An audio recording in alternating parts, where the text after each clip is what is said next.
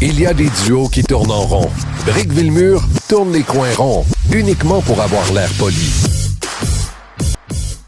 Il y a une pénurie de main-d'œuvre, ça, je pense qu'on le répète de mois en mois, mais c'est parce que c'est vrai, puis on dirait pas que ça se résorbe.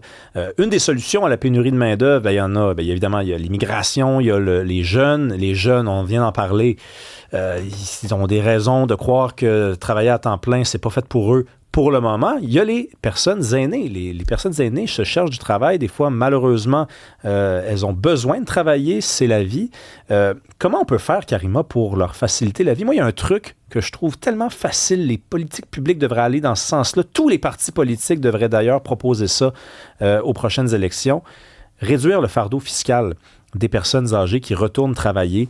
Ça n'a aucun bon sens, là. Des fois, on les voit, ils sortent sur la place publique, ils disent « Regardez, je travaille 25 heures, 30 heures par semaine, puis regardez ce qu'on m'enlève. » Moi, je pensais que je rendais service à la communauté en faisant ça, parce que des fois, ce sont des gens qui véritablement veulent rendre service, c'est-à-dire qu'elles s'emmerdent un peu à la maison, il n'y a pas de la visite à tous les jours, donc aussi bien les travailler, mais là, c'est quasiment, ils se font enlever parfois 50% là, avec la RRQ, tout le kit au complet.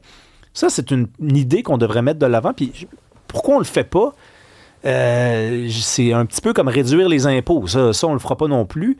Mais c'est tellement facile, puis ça encouragerait des gens à aller travailler.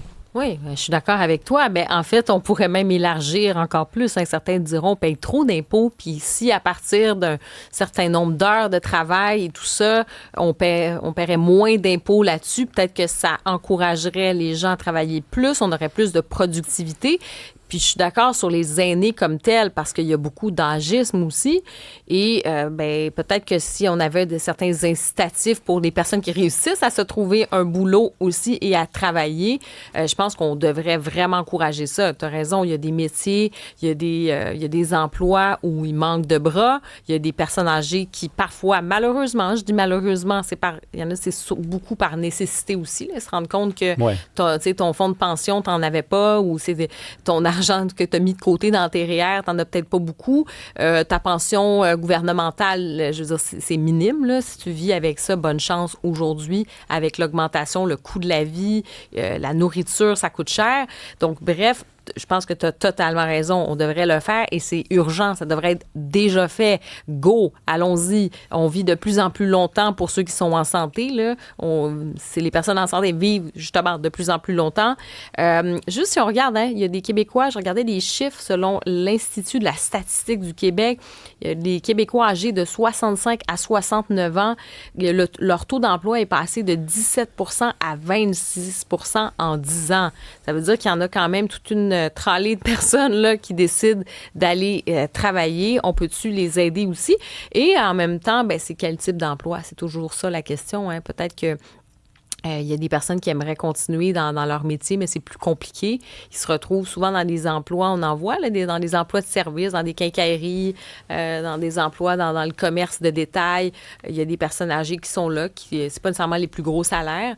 Dans ces endroits-là, tu te dis, en effet, ça pourrait être un incitatif. Ben oui, puis on a besoin d'eux. C'est clair, les chiffres sont là, ils nous aident, ils sont de service, puis ils sont expérimentés, puis ils sont à l'heure, puis ils sont bons, puis ils sont gentils, puis enfin bon. Oui, ils ont pas mal toutes les qualités qu'un employeur cherche, là, bien franchement. Là, on va en parler avec Rémi Trudel, porte-parole de la Coalition québécoise pour vieillir en santé. Tu es venu à l'émission il y a quelques semaines nous parler de cette idée d'ajouter une cotisation sur les chèques de paie. Bonjour Rémi Trudel. Bonjour. Bonjour, au plaisir de se retrouver encore ce matin. Ben oui. Là, vous sortez, bon Dieu, vous êtes la star cet été, vous faites des sorties publiques, ça n'arrête pas. On vous reçoit parce qu'il y a une plateforme là, nouvelle qui s'appelle expérienceaction.ca. C'est censé aider les personnes aînées à se trouver du travail. Pouvez-vous nous expliquer qu'est-ce qu'elles vous disent, ces personnes-là, pour le moment? On a parlé de le fameux enjeu de l'impôt. Là. Est-ce que c'est la seule affaire qui représente un enjeu pour elles? Non, c'est pas la seule affaire. C'est un enjeu, puis on va en parler. Oui, il y a un élément sur le plan économique, là, de la fiscalité. Bon, la suggestion que vous émettez, là, qui est en circulation, et qui devrait, à mon avis, aussi être davantage en circulation et prise de position des partis politiques, c'est le fardeau fiscal pour les personnes qui choisissent, le mot est important, qui choisissent de retourner sur le marché du travail. Bon, mais la principale caractéristique là, de cette main-d'œuvre-là, lorsqu'on étudie le phénomène là, de vivre lorsqu'on arrive à cette période-là, c'est la solitude. Il y a un très grand nombre de personnes qui se retirent du marché du travail parce que, bon, ils ont fait leur carrière de façon intensive, avec des horaires fixes, etc., et qui, bon, arrivent à la retraite, puis ils rentrent chez soi. Et on s'aperçoit rapidement dans les études que l'élément principal qui occupe, en quelque sorte, leur vie, là, c'est la solitude. Ils se retrouvent, ils perdent leur cercle de référence dans le milieu de travail, mais ils souhaitent pas, par ailleurs, retourner dans un milieu de travail où ils vont s'enfermer dans la même dynamique d'un horaire, disons, là, pour le caractériser, à temps plein, et avec tout ce que ça accompagne, ils souhaitent retrouver un régime de travail qui va leur permettre à la fois, oui, un apport économique, mais qui est pas essentiellement toujours la même motivation, mais qui vont retrouver un cercle de référence, de socialisation, etc., dans un milieu et des conditions.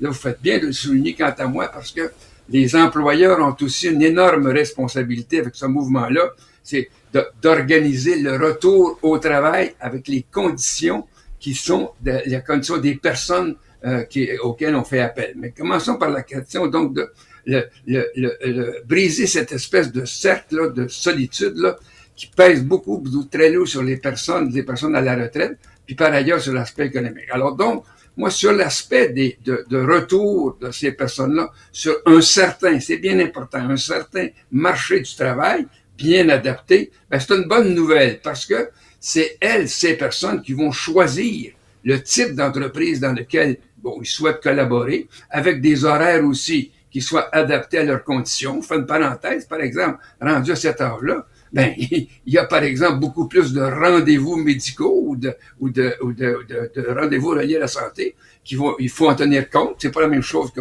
à 20 ou 25 ans. Ben, l'employeur doit en tenir compte. Bon, donc, la flexibilité aussi dans l'horaire de travail puis d'être capable de leur donner cette flexibilité-là. Et la possibilité de le choisir pour les personnes âgées. Si vous me demandez d'occuper un emploi dont à horaire atypique, là, mais que vous l'envoyez dans l'arrière boutique à classer des vis puis des boulons, là, ben ça, c'est pas un travail qui fait en sorte qu'on va valoriser la personne et qui va être valorisant. Donc, l'employeur a aussi une certaine... Si les personnes qui atteignent cette là ont la capacité, la possibilité maintenant de choisir, ben, il faut leur offrir aussi une capacité d'adaptation du type de travail et d'horaire et du travail lui-même on dit souvent, là, dans les théories de l'administration des ressources humaines, le salaire, là, c'est pas un facteur de motivation. C'est un facteur qui empêche l'insatisfaction.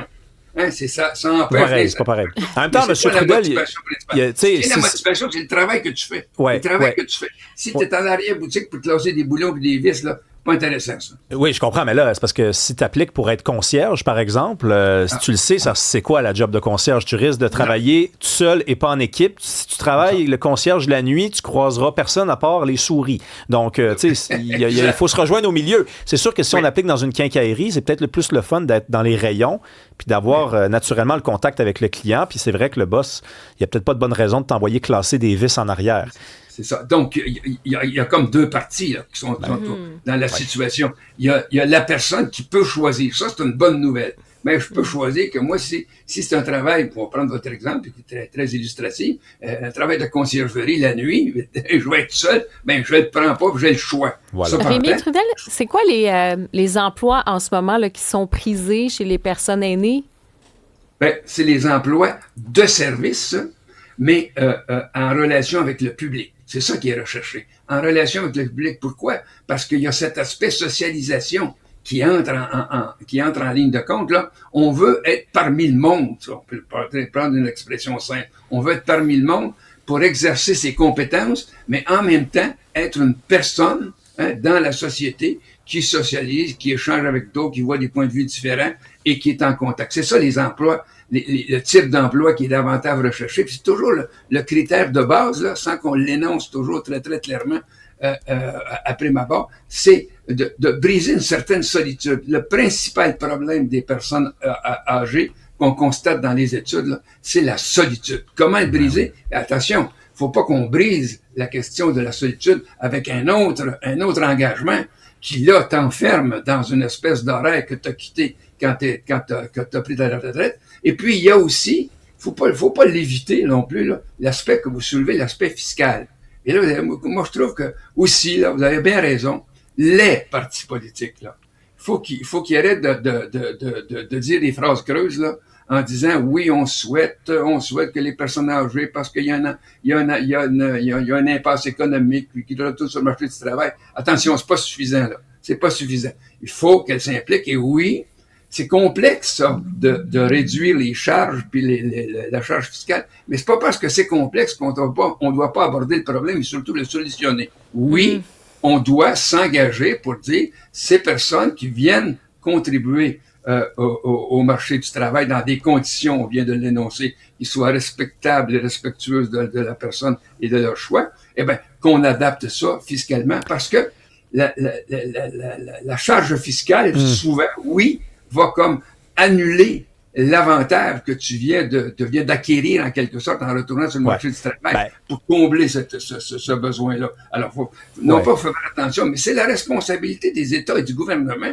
Tout à fait. Mais écoutez, comme on dit, arrêtez de nous dire des paroles verbales, là, comme disait mon ancien patron, là. Non, c'est ça, on en joue dans le même film depuis toutes ces années, puis on dirait qu'on n'avance pas. Ben, ou bien on réduit les impôts, ou bien on dit, on permet aux personnes âgées qui ont choisi, comme vous dites, de retourner sur le marché du travail, de ne pas payer toutes les cotisations. Par contre, la cotisation que vous vouliez ajouter l'autre jour, ça, il faudrait qu'ils payent pour ça, là, la cotisation pour les soins à domicile. Là, dites-moi pas. Oui, je vous rattrape.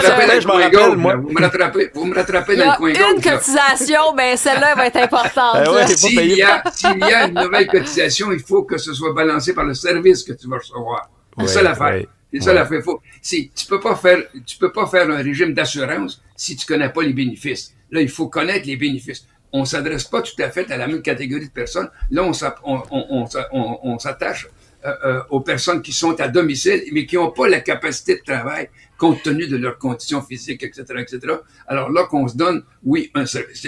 Qu'on se donne ça pour cette catégorie-là. Mais pour la catégorie des personnes qui ont leur capacité, qui ont des capacités, évidemment des compétences de retour au marché du travail, ben là, l'aspect fiscal peut jouer. Ce n'est pas l'unique élément qui va faire non. Ce qui va faire en sorte que c'est de retrouver un travail intéressant. On dirait que, en exagérant à peine, là, bon, le travail intéressant, il est pour tous les 65 ans et moins, là. Puis quand c'est pas intéressant, c'est pour les 65 ans et plus. Ah là, non. Ça, il y a une responsabilité d'employeur. Oui, j'entends ce que vous dites là-dessus, mais je veux juste élargir un peu le débat sur la retraite parce que de plus en plus, on l'entend, la petite musique là, qui aimerait qu'on puisse déplacer l'âge de la retraite. On dit maintenant 67 ans, qui dit mieux 67 ans? J'ai pas l'impression que les gens vont descendre dans la rue pour dire non, faut que ça reste à 65 ans. Alors que dans d'autres pays, quand on regarde en France, quand c'est passé de 62 à 64 ans, je peux-tu vous dire que ça a déchiré sa chemise et son béret, là, ça a déchiré ça, je peux vous le dire. Vous en pensez quoi, cette idée de dire qu'on va augmenter l'âge de la retraite? Ben, alors, d'abord, on dit ça débarquera pas dans la rue ici. Attention, ça va peut-être débarquer dans la rue si on y va dans cette direction-là, comme c'est passé en France, là. Hein? Parce qu'on a adopté un style de vie qui fait qu'à 65 ans, à 65 ans, qu'on ait le choix, hein, de retourner sur le marché du travail, pas uniquement, même si ça fait partie de l'aspect économique, mais l'aspect épanouissement personnel, disons ça comme ça. Alors, dans ce sens-là, moi, je dis, touchons pas à ça, là. Faut pas toucher à ça tout de suite. Pourquoi? Parce qu'on va mettre de côté l'autre aspect qui dit, on va faciliter l'insertion dans le marché du travail avec la condition des personnes qui ont les capacités de retourner sur le marché du travail. Alors, commençons pas par dire, on va retarder vos paiements, en quelque sorte, là, de retraite, là. Puis on verra par ailleurs si on peut vous fournir des conditions qui ont de l'allure. Là, mais on peut se le permettre? Non. Il y a beaucoup de gens là, à faire vivre. Là. Mais Rémi Trudel, on fait plus d'enfants, on est jeunes, puis les jeunes sont très peu nombreux, puis là, le fardeau fiscal augmente. Est-ce qu'on peut se le permettre au Québec? Oui, on peut se le permettre, mais à condition, encore une fois, que ces personnes qui restent sur le marché du travail aient un apport aussi économique qui permet de maintenir les caisses qui fournissent mais il y a pas d'indication là actuellement là. Il y a pas d'indication des administrateurs des grands régimes de retraite tant privés que publics qu'il y a une détresse au niveau des fonds des fonds de ces caisses de retraite. Là, on n'est pas là-dedans. Là. La Caisse de dépôt et de placement qui gère une grande partie des fonds de retraite du secteur public, là, ils font des notes et de l'information. On n'est pas dans une mauvaise situation. Alors, commençons par nous intéresser là, aux personnes qui peuvent nous apporter pour eux-mêmes et pour la société et pour, oui, disons-le, les employeurs, remplir une certaine fonction au niveau du marché du travail, mais commençons pas par la menace en disant, ben savez-vous là, savez-vous, au lieu qu'on ait un travail adapté puis une proposition adaptée à votre situation, bon, on va vous couper, puis on va reporter ça à 67 ans au lieu de 65 ans. Là, prenons les choses dans l'ordre. Puis je pense que dans l'ordre là, immédiat, il y a comme une campagne électorale à laquelle on est engagé. Ben là, qui parle des partis politiques, puis qui nous dit qu'est-ce qu'ils vont faire pour cette condition des personnes aptes au travail, qui souhaitent avoir le choix d'occuper des emplois Merci. De qualité. Merci beaucoup, Rémi Trudel, d'être venu nous parler. À la prochaine. Toujours un grand plaisir. Bye-bye. Bye-bye. Allez.